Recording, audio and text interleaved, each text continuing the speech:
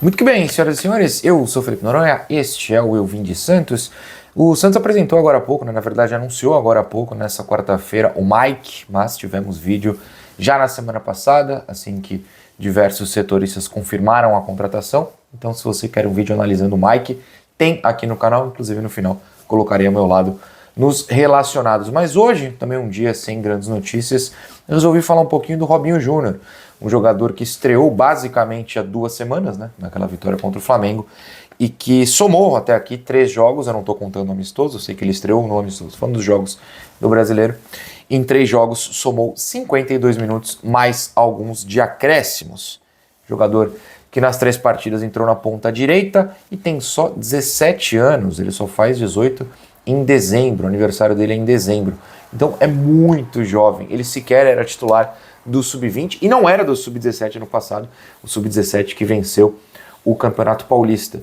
Mas mostrou em campo, nesses minutos poucos ainda, que tem uma boa possibilidade de se manter no profissional daqui para frente. Acho que é muito cedo para cogitar titularidade, mas ele entrou bem, principalmente contra o Flamengo e contra a Internacional, contra o Mirassol, assim.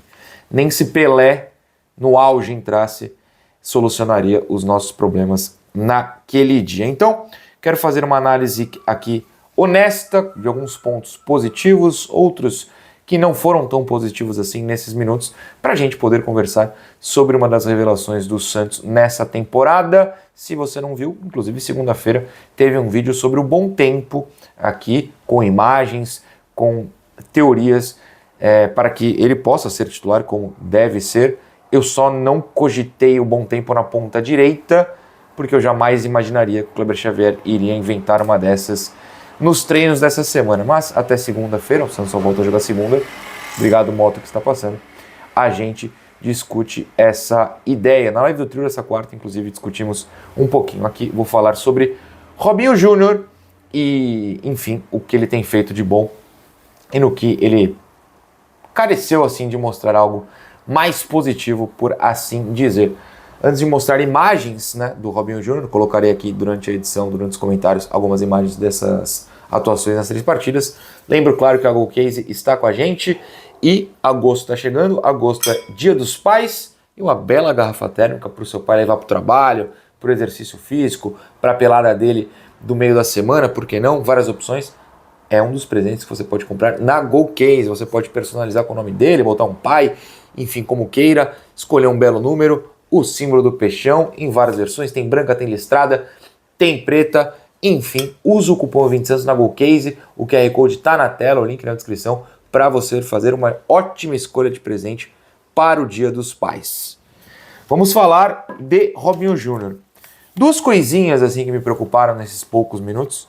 Uma era muito óbvia, a outra nem tanto, até porque talvez tivesse de tê-lo assistido mais no Sub-20, mas é outro mundo, né? O Sub-20 não se traduz exatamente como você joga para o profissional. Falei muito isso do Patati, falei muito isso do Kevson, e foi realmente o que aconteceu.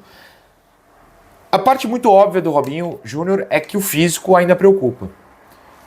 Entendo que houve lances, e citarei em instantes, em que ele se garantiu no físico, ou se garantiu utilizando o próprio físico para fugir de jogadores com entradas mais fortes, jogada de corpo mesmo, mas ele claramente é mais mirrado que os outros, o que é super normal. Ele tem 17 anos e todo mundo que acompanha a base, o Eduardo Jardim sempre fala na live do trio, quem ele conversa na base fala, o problema entre aspas, né, do Robinho subprofissional tão forte, tão rapidamente quanto agora, é a falta de força física. Ele sofreu até na base com isso. Normal. Os bons jogadores compensam essa questão, compensam qualquer questão, com outros pontos. O físico me preocupa um pouquinho. Outro ponto é alguma leitura de escolha. Uma vez ou outra, ele tentou uma finta num lugar que eu falei, aqui não precisava. Muita gente vai falar até daquele chute contra o Inter no finalzinho, em que ele não toca. Eu acho que era o Igor Vinícius, o lance vai ser colocado aqui do lado. Acho que era o Igor Vinícius do lado, pode estar me fugindo. Não, era o Luca Meirelles. Era o Luca Meirelles ao lado, até o Luca reclama. Mas assim, você tá ali no desespero, você escolhe bater pro gol, com o time perdendo, eu acho normal. Um outro passe que poderia ter sido mais incisivo, um pouquinho mais de velocidade, talvez em algum lance ou outro, mas nada que tenha sido prejudicial ao time. E nada que titulares não façam constantemente. Então, realmente assim, aos 17 anos você não ser 100% correto na leitura de jogadas, normal, é o que a gente espera, na verdade. Agora eu trago alguns pontos positivos. A vontade dele de ir pra cima, né? É um menino que, em diversos lances que recebeu a bola, você pode até falar, pô, Nora, você acabou de falar que em lance ele tentou driblar e não deveria. Verdade, o ponto positivo disso, ele tentou, ele acredita que pode, né? Ele acredita que vai ter essa condição, e lá no campo de ataque, às vezes vai dar certo. Teve uma falta pela direita que ele sofreu contra o Mirassol, que foi bem assim.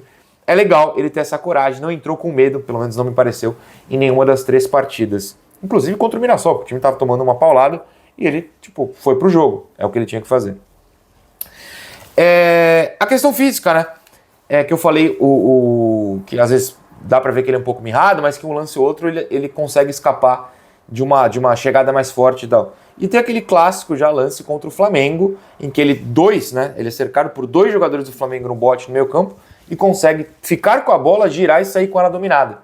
Ele utilizou ali o físico dele para escapar de uma chegada mais forte. Soube fintar, soube ser inteligente. E ele vai precisar muito disso nesse começo de carreira, vai precisar ser inteligente para conseguir fugir desse tipo de jogo mais físico mesmo, corpo a corpo. Outro ponto positivo, tenho visto ele buscar sempre um passe para frente, um passe inteligente. Não dominar, tocar para trás, como muitos do Santos têm mania. De tentar realmente armar uma jogada, dar uma continuidade ofensiva à jogada. Isso é muito importante, mesmo para um ponta. O ponta não pode só simplesmente correr reto para a linha de fundo, correr reto para o drible. Ele tem que levantar a cabeça e observar a movimentação próxima a ele. Inclusive, o gol do Barreal contra o Inter começa numa jogada em que o Robinho Júnior finta para a esquerda, acho que ele finta 2 caras, não tem o chute, não tem o passe fácil, ele levanta a cabeça, vê o Souza passando, abre no Souza, aí tem o chute do Souza que sobra para o Barreal fazer o gol. E o último, ele tem voltado para marcar. Né? Não foi, não que alguém esperasse isso, mas não foi, entre aspas, preguiçoso, não ficou preso lá na frente, se comprometeu taticamente como os outros jogadores, voltou à própria área do Santos para marcar. É importante que ele já comece assim, até para não se desacostumar. Ele tem que fazer isso, ainda mais um Santos com sérias dificuldades. Análise prévia, assim, do que a gente observou nesses, vamos arredondar, 60 minutos que ele jogou, é muito pouco, mas acho que ele, por merecimento nesses 3 jogos, precisa continuar no time profissional nesse momento, até porque o Sub-20 já foi eliminado do Brasileiro, só tem o Paulista ainda numa fase inicial, não tem muito porquê forçá-lo a voltar, nem o Luca Meireles, por exemplo. Acho que é legal que ele fique no profissional neste momento. Tamo junto, tchau.